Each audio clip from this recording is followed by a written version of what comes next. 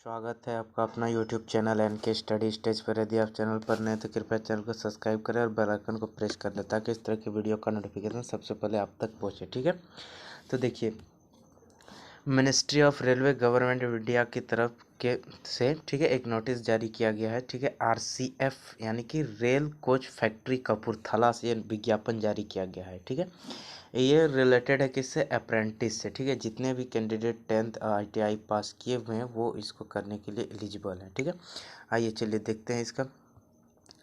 तो देखिए, सबसे इम्पोर्टेंट चीज़ आपको हम बता देते हैं कि सबसे पहले जो है इसका जो ऑथोराइज्ड वेबसाइट जो आपको ऑनलाइन एप्लीकेशन सबमिशन करना है। ठीक है, तो इसके लिए वेबसाइट है www. ये है वेबसाइट का लिंक यहाँ दिया हुआ। ठीक है, www.indianrailways.government.in इसके माध्यम से आपको ऑनलाइन अप्लाई करना है। ठीक है, और कपूरथला बाय लास्ट डेट है 9/4/2024। ठीक है, और ये स्टार्ट हो चुका है अप्लाई करने का डेट, तो आप लोग लेट ना करें, ये 11 तारीख से ही स्टार्ट हो चुका है। ठीक है, तो आप लोग फटाफट इसको अप्लाई करें। चलिए अब देखते हैं हम लोग कौन सा ट्रेड्स में किसका कितना कितना सीट है। चलिए, फिटर की बात करें तो जनरल का है 101 सीट, SC का है 30, ST का है 15, OBC का 54, टोटल है 206।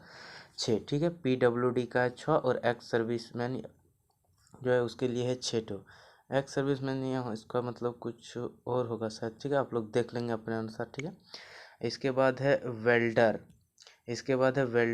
G&E, इसके लिए जनरल में है 116, SC का है 35, ST का है 17 और OBC का है 62, टोटल है 230 टू, PWD का 7 और EXSM का है 7 को। ठीक है, ध्यान से रखिएगा। ठीक है, इसके बाद है मैकेनिस्ट का है, उसी तरह पेंटर का है, कारपेंटर का है। देखिए, इलेक्ट्रिशियन का हम आपको दिखाते हैं तो जनरल का है 38 सीट, SC का है 11, ST का है 6, OBC का है 20, टोटल है 75 किसमें? इलेक्ट्रिशियन में। ठीक है, और AC एंड रेफरेंस मैकेनिक में है आपका इतना सीट सबका दिया हुआ है, आप लोग ध्यान से देख लीजिएगा। ठीक है, तो देखिए टोटल है 279 जनरल का।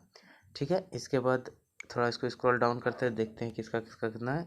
SC का है 83 गो, ST का 41 गो, OBC का 147 और टोटल है 550 सीट का ये विज्ञापन जारी किया गया है। ठीक है, चलिए अब देखते हैं मोड ऑफ सिलेक्शन जो होगा वो आपका किस बेसिस पे होगा। तो सिलेक्शन जो होगा वो आपका मेरिट लिस्ट के बेसिस पे होगा, इसमें एग्ज़ाम नहीं होगा। ठीक है, जो मेरिट बनेगा वो आपका 10th का मार्क्स और प्लस ITI मार्क्स दोनों जोड़ के बनाया जाएगा। ठीक है, 10th में 50% होना चाहिए और ITI जिस ट्रेड से की है उसमें आपका परसेंटेज अच्छी होनी चाहिए। ठीक है, ये था सिलेक्शन का जो आपको मेरिट के बेसिस पे बनेगा। ठीक है, अब चलिए अब इसका हम देख लेते हैं, सिर्फ इम्पोर्टेंट चीज़ देखते हैं कि कैसे आपको ये करना है, फिलअप करना है। ठीक है, तो देखिए यहाँ दिया हुआ है एलिजिबिलिटी कंडीशन। ठीक है, कैंडिडेट्स हैव कंप्लीट 15 साल ऑफ एज, 15 साल हो गया जाना चाहिए उसका, और 24 ईयर्स और एज ऑन 31/3/2003, यानी कि 31 मार्च 2024 तक उसका लास्ट जो होना चाहिए वो कितना होना चाहिए? तो 24 साल होना चाहिए। ठीक है, चलिए ये तो हो गया। अब चलते हैं इसका कैसे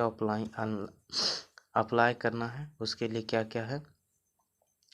तो देखिए यहाँ अगर बात करें तो मिनिमम एजुकेशनल क्वालिफिकेशन क्या है, तो candidate must have passed 10th class examination और इट्स इक्विवेलेंट विथ 50% मार्क्स के साथ आपको 10th पार्ट आउट होना चाहिए। ठीक है, और किसी भी ट्रेड से सर्टिफिकेट आपके पास होना चाहिए। ठीक है, ये है। चलिए अब हम अगर इसका और बात कर ले तो देखिए पेमेंट ऑफ फ़ी कितना लगने वाला है, ये इम्पोर्टेंट है। तो एप्लीकेशन फ़ी जो है वो 100 रुपया लगेगा, is to be paid through online mode, जो ऑनलाइन मोड में आपको पे करना है RCF के लिए। ठीक है, और इसका वेबसाइट भी मैंने बता दिया है, तो आप लोग लेट ना करें, जो जो अप्रेंटिस करना चाहते हैं वो लोग अप्लाई ज़रूर करें। ठीक है, चलिए अब इसका और देख लेते हैं हाउ टू अप्लाई। ठीक है, ये है main point, how to apply, कैसे अप्लाई करना है। The candidate are required to apply online. ठीक है, आपको ऑनलाइन अप्लाई करना है, जिसका वेबसाइट का लिंक यहाँ दिया हुआ है www.rcf.indianrailways.government.in। ठीक है, ये हो गया। इसके बाद candidates are required RCF website, इतना आपको ये करना है। ठीक है, इसके बाद बायोडाटा इत्यादि सब केयरफुली क्या application and fill up the personal details या बायोडाटा, पर्सनल डिटेल्स या बायोडाटा केयरफुली आपको फिलअप करना है। ठीक है, इसके बाद नोट 1 में देखिए, आप ध्यान से देखिए, candidate should ensure their name, father name, date of birth और एग्जैक्टली, यानी कि जो आपका नाम, पिता का नाम और जन्म तिथि होगा वो आप 10th के मार्कशीट के हिसाब से भरेंगे। ठीक है, A to Z, हल्का सा मिसमैच नहीं होना चाहिए। ठीक है, वरना आपका फॉर्म रिजेक्ट कर दिया जाएगा। ठीक है, इसके बाद देख लीजिए यहाँ दिया हुआ नोट टू में candidate are advise indicate their active mobile number और ईमेल आईडी, मतलब जो आपका एक्टिव ईमेल आईडी और फ़ोन नंबर है आप उसी से आप क्या करेंगे, अप्लाई करेंगे, रजिस्ट्रेशन करेंगे, ठीक है। अन्य दूसरा फ़ोन नंबर और ईमेल आईडी नहीं देंगे, ठीक है। जो एक्टिव है वही देके आपको अप्लाई करना है, ठीक है। चलिए अब देख लेते हैं। अब यहाँ देखिए फ़ोटोग्राफ की बात किया गया है, तो फोटोग्राफ स्कैनेड फोटोग्राफ चाहिए आपका, ठीक है। और इसका जो होना चाहिए साइज फोटोग्राफ का वो 3.5 सेंटीमीटर 3.5 सेंटीमीटर, यानी कि विड्थ और हाइट 3.55 सेंटीमीटर होना चाहिए। और इसके बाद आपका जेपीजी या जेपीईजी फॉर्मेट में होना चाहिए। 100 पीडीआई या डीपीआई जो बोलिए होना चाहिए। और इसका जो साइज़ होगा वो 20 से 70 केबी के बीच में होना चाहिए, ठीक है। 20 से 70 केबी के बीच में होना चाहिए, ठीक है। ऊपर नहीं समझ में आया तो आप यहाँ से आराम से ये देखिए, ये सिग्नेचर का ऊपर वाला फोटो का था, नीचे वाला जो टिक आउट किया 12 नंबर, ये जो है 12, ये आपका सिग्नेचर के लिए दिया हुआ। सिग्नेचर का साइज भी कितना होना चाहिए, 3.5 सेंटीमीटर विड्थ हाइट, जेपीजी या जेपीजी होना चाहिए। और इसका जो ये 100 डीपीआई होना चाहिए। और केबी में जो होगा ये 20 से 30 केबी के बीच में होना चाहिए सिग्नेचर, ठीक है। चलिए अब देख लेते हैं लास्ट डेट। देखिए लास्ट डेट जो अप्लाई करने का वो 9/4/2024 तक है, ठीक है। तो आप इसको ध्यान में रखते हुए जल्दी अप्लाई कर दें, ठीक है। चलिए अब देखते हैं और इम्पोर्टेंट क्या क्या है, ठीक है। अब नीचे उतनी कोई इम्पोर्टेंट चीज़ नहीं है, तो आप लोग आई होप समझ गए होंगे, ठीक है। चलिए मिलते हैं नेक्स्ट वीडियो में। कोई दिक्कत हो तो आप वीडियो के कमेंट में पूछ सकते हैं, ठीक है। Thank you.